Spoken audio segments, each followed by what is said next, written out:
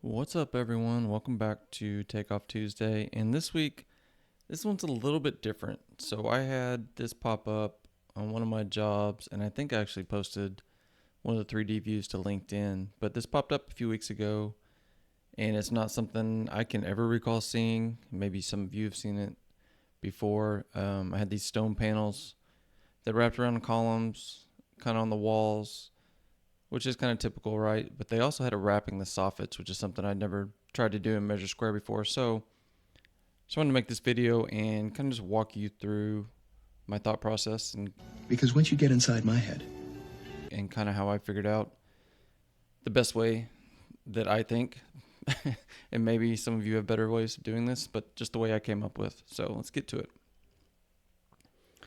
All right, so we're just going to start with the easy one. And you can see over here on this plan, it's showing me where it goes. We'll just start on this elevation right here. So is it 1? Okay, so that's showing me right here. And we just check that real quick. Okay, we'll call that 6. All right, so the way for this one was kind of simple. We can choose the elevation tool for this one. So we can just come here, the 6, mark that. And then also, so this is going to be the underneath part. And I don't remember what this was. We'll just call it 6. But you can change it here over on the height, whatever you want that to be.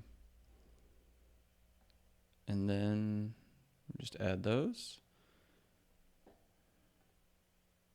And just change that seam. Okay, and this is what we're looking at now. So you can see we've got the face, and let's just scroll up, and then you can see, well, you can see underneath, right? So easy enough. My other one, let's go back to the elevation page. So let's look at number 4. 4! Oh, yeah! This one was a little trickier. So I've got this column, I've got the desk, and they're calling for a soffit to go across the whole span. Now, my issue here was, see how they're calling the base at this desk. So I needed, scroll back over, I need this wall here. So I tried to think of a couple different ways, and what I finally settled on doing is just adding a window in here. Because really, something like this, I would send as a 3D view to the client because it's real hard to see what's going on if I just print out elevations like normal, right? So this is, if I have a client that doesn't use Measure Square, I try to send 3D views of stuff like this just so you can see what's going on. So, like I said, what I settled on is using the window, and I'm not going to be dead on with this. I'm just showing you.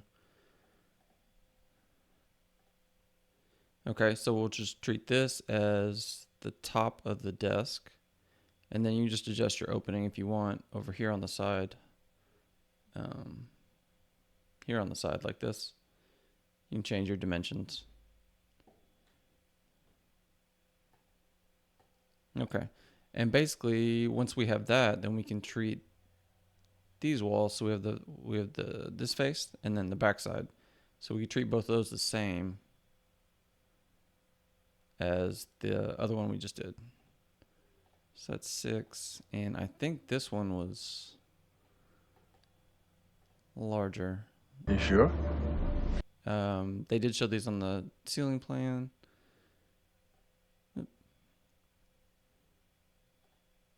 Okay, so 210. So when we're going here, okay, so we're good. So we'll just call that as 210. And just adjust this. Again, you can do the seams however you want. And then on this back side, and I know I say this every video, but set up hotkeys for this. I'm just clicking through to show people that maybe this is their first video. So backside, we're gonna do elevation as well. And 6. And then again, you go in pattern position if you want to change that seam. to bring it down. Okay, let's see what that looks like. Fingers crossed it works. Much better. And okay, so you can see I missed a step here, and you can see I almost had it. I didn't delete underneath for that side, so that's why it's poking out so far. So we'll go back. See, we're problem solving in real time here. What was that? 20? Yeah, so it's still showing that over there. So we're just going to delete that wall. Much better. Okay, so now that's all in line. And then this is something you could send off, right?